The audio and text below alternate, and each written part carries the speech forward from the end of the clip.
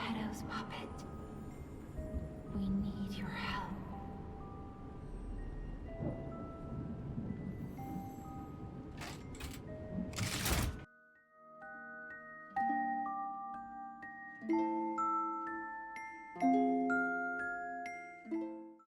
Let me set the scene.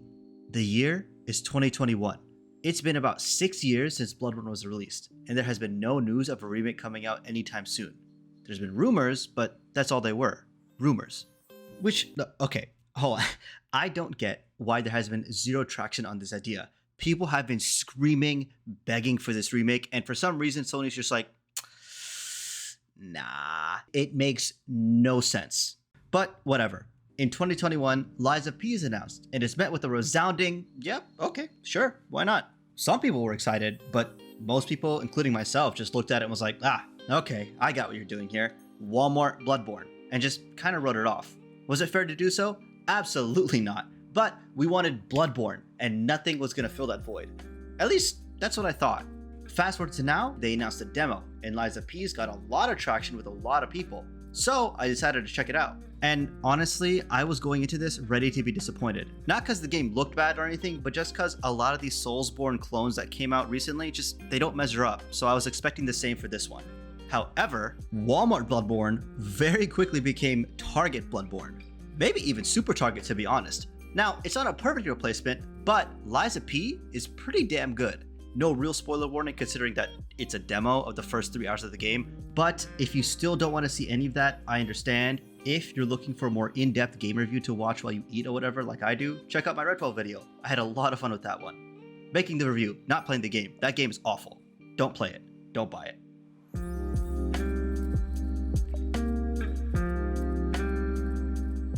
This demo was pretty great, to be honest. I actually had a lot of fun with it. Now, this is a Bloodborne-esque game, but I don't want to use the term knockoff because that makes it sound really bad.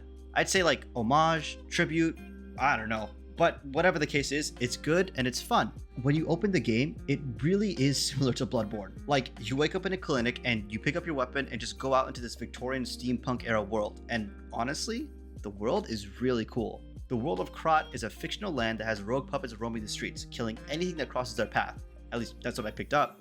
Along with that, you have NPCs and mini-bosses as well as big bosses that are present throughout the world, just like Souls games. I love the details you get from just exploring the game's architecture, the way the enemies and technology is designed. This demo does an amazing job of setting up this really interesting world.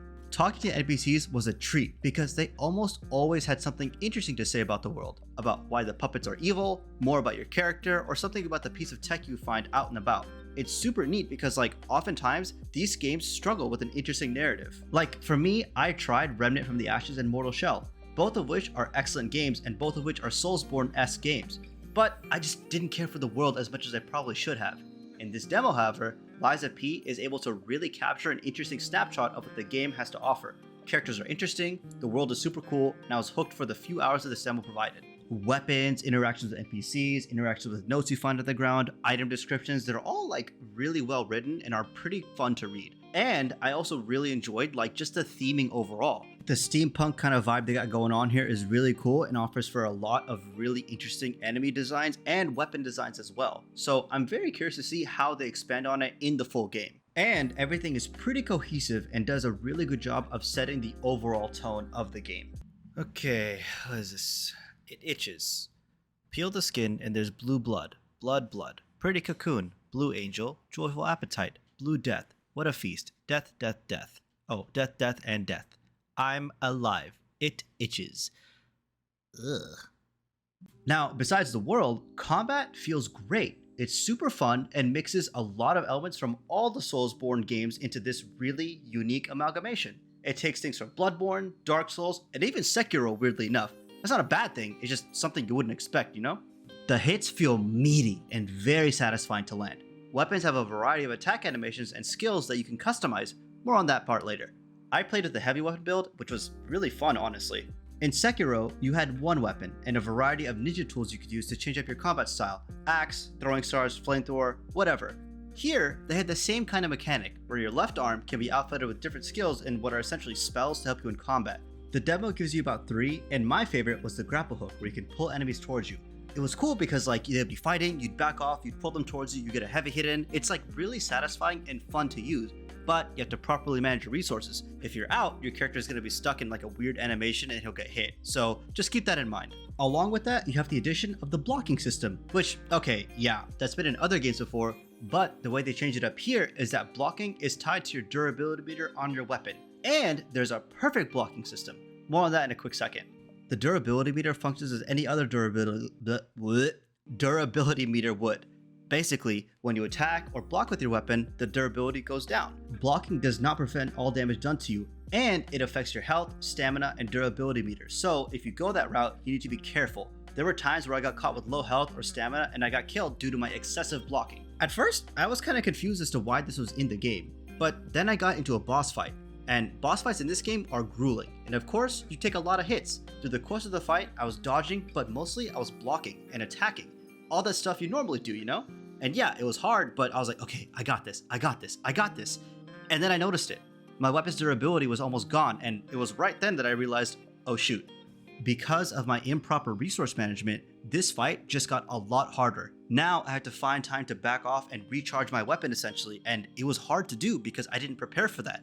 Now, next time I went into the fight, I was able to say, okay, I can get this many hits in, I got this much, I gotta back off, wait for him to do this attack while I recharge my blade. It added a nice depth and complexity to the combat that was honestly pretty fun. The durability system does a really good job of forcing me to play better, smarter, and more consciously, especially in long runs to the next area or in boss fights. On top of all that, the durability system works hand in hand with the perfect block system, creating a drive for the player to get better at perfect blocking. Perfect blocking is exactly what the name implies. If you successfully complete a block at the right time, usually right before the enemy hits you, you get an enemy stagger state, your weapon durability and health do not get depleted, and you can sometimes get the enemy to be vulnerable to a special attack that takes off a huge chunk of health.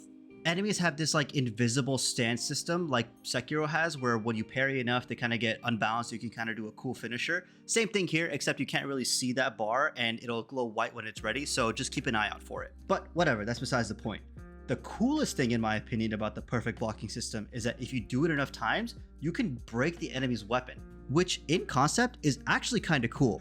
If me as a player am able to take this mechanic and say, I can do this consistently, I should be rewarded. And the reward is you break the enemy's weapon and you could just destroy them. It's really satisfying, and honestly, I give the dev team props. I am a sucker for parry systems. They're really fun and reward proper execution and practice. While this isn't a parry system, it's still really close to one and it's awesome. It felt fantastic to perfect block, and while I still haven't fully gotten the hang of it, after seeing what I can do with it, I want to go back in and learn it really well. Combat's great, and weapons I think are going to be insanely unique. Every weapon consists of two parts, a handle and a blade. You can mix and match handles and blades between weapons to create something that suits your playstyle. With 3 weapons, I was able to create a few variations, all of which were super fun to use. Paired with the Legion arm system, this game looks like it's going to have a lot of combat variety. I am really excited to see what else is later on in the game, because that's when the cool weapons come out, you know? All in all, combat was super cool. It was in-depth and very well built out, and rewards practice execution just like Bloodborne or Sekiro. Enemies are challenging and the world is treacherous. If you just run around without knowing where you're going to go, you are going to be ganged up by all the enemies and they will destroy you. Enemies hit hard here, so you gotta think really carefully about your route and which fights you take. The game also just looks great and runs extremely well. Yeah, like I understand it could be just a very highly polished demo, but if the full game releases and it's this quality, I will be happy. It works, it plays well, and looks dope. Not much more to say on this aspect, to be honest. Like, games should just work when they come out. I don't want to wait for a day 1 patch to make the game playable. Sometimes that doesn't even come. Apparently Jedi Survivor is still not very good, but whatever. Now, all the stuff I mentioned before, great, and I meant every single word. But I truly think the thing that makes this game fantastic are the quality of life improvements that this game implements. Oh my god, dude, there are things that I didn't even think about, and they're so well done here. The Lies of P demo just allows you to look at quality of life features you didn't know you needed. Things that make the gameplay a lot smoother for the player. Things like when you die in a boss arena, instead of going back into the boss, grabbing the souls, and just basically losing them if you die, your soul's currency is left outside the boss arena instead of inside. So you can go grab it and come back to the bonfire or whatever without having to worry of losing your souls, unless you die on the way there, but that's a whole nother story. Or the game showing you how much souls you had when you died, so you can decide if you're like, Do I want to go back to this hellscape for 500 souls? No? Okay, fine, do your own thing. It's great. Or, and this is my favorite one, thank God they put this in there, the teleport location showing you which NPCs are where so that you can just go there and talk to them is amazing. Like, it's on the list of teleportable locations and it's so good. It's just nice to not have to go to like Jupiter's fourth butthole or whatever to find an NPC you might have to talk to for a maybe side quest. I understand that's part of the charm of these games, but sometimes it's a little frustrating. I am very curious to see what other quality of life improvements they have for later on in the game. I'm sure there's plenty. But I digress. If the whole game is like this demo, this game seems like a pretty good package.